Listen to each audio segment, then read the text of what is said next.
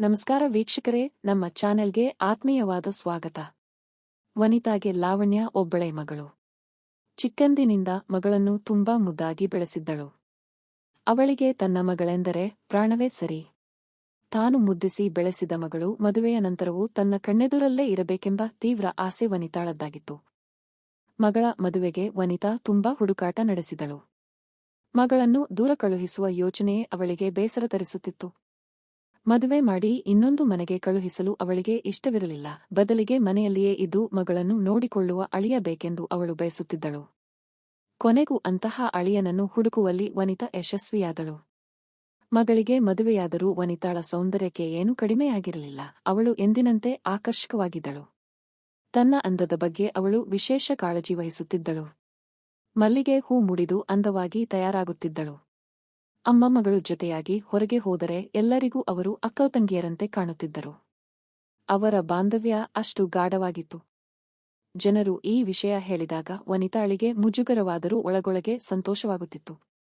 ವನಿತಾಳ ಪತಿ ಸುರೇಶ್ ವಿದೇಶದಲ್ಲಿ ಕೆಲಸ ಮಾಡುತ್ತಿದ್ದನು. ಮಗಳ ಮದುವೆಗೆ 2 ವಾರ ಬಂದಿದ್ದ ಸುರೇಶ್ ಕಾರ್ಯ ಮುಗಿದ ಮೇಲೆ ವಾಪಸ್ ಹೋಗಿದ್ದನು. ವನಿತಾ ಮಗಳು ಮತ್ತು ಅಳಿಯನ ಜೊತೆ ಮನೆಯಲ್ಲಿದ್ದಳು. ಗಂಡ ದೂರವಿದ್ದ ಕಾರಣ ಅವಳಿಗೆ ಒಂಟಿತನ ಕಾಡುತ್ತಿತ್ತು. ಇದರಿಂದ ಅವಳು ಅಳಿಯನ ಜೊತೆ ತುಂಬಾ ಸಲುಗೆಯಿಂದ ಮಾತನಾಡುತ್ತಿದ್ದರು. ಅಳಿಯ ಕಿರಣ್ ತುಂಬಾ ಗೌರವದಿಂದ ಅತ್ತೆಯನ್ನು ನೋಡಿಕೊಳ್ಳುತ್ತಿದ್ದನು. ಅವನಿಗೆ ಹೆಂಡತಿ ಲಾವಣ್ಯ ಮೇಲೆ ಅಪಾರ ಪ್ರೀತಿ ಇತ್ತು. ಲಾವಣ್ಯ ತುಂಬಾ ಸುಂದರಿಯಲ್ಲದಿದ್ದರೂ ಅವಳ ಸರಳತೆ ಕಿರಣ್ಗೆ ಇಷ್ಟವಾಗಿತ್ತು. ಆದರೆ ಕಿರಣ್ ಆಕರ್ಷಕ ವ್ಯಕ್ತಿತ್ವದ ಸುಂದರ ಯುವಕನಾಗಿದ್ದನು. ಕಿರಣ್ನ ಆಕರ್ಷಕ ವ್ಯಕ್ತಿತ್ವ ವನಿತಾಳನ್ನು ಸೆಳೆದಿತ್ತು. ಗಂಡ ಹತ್ತಿರವಿಲ್ಲದ ಕಾರಣ ವನಿತಾಳ ಮನಸ್ಸು ಅಸ್ಥಿರವಾಗಿತ್ತು. ಅಳಿಯನ ಮೇಲಿನ ಈ ಸೆಳೆತ ಅವಳಲ್ಲಿ ಹತಾಶೆ ಮೂಡಿಸುತ್ತಿತ್ತು. ಅವಳಿಗೆ ಸರಿಯಾಗಿ ನಿದ್ದೆ ಬರುತ್ತಿರಲಿಲ್ಲ. ಅಶಾಂತವಾದ ಮನಸ್ಸು ಅವಳನ್ನು ತಪ್ಪುದಾರಿಗೆ ಎಳೆಯುತ್ತಿತ್ತು. ಒಂದು ದಿನ ಲಾವಣ್ಯ ತನ್ನ ಗೆಳತಿಯ ಶಾಪಿಂಗ್ಗಾಗಿ ಹೊರಗೆ ಹೋದಳು. ಕಿರಣ್ ಕೆಲಸ ಮುಗಿಸಿ ಮನೆಗೆ ಬಂದಾಗ ಲಾವಣ್ಯ ಫೋನ್ ಮಾಡಿ ಅಮ್ಮನಿಗೆ ಊಟ ಬಡಿಸಲು ತಿಳಿಸಿದಳು.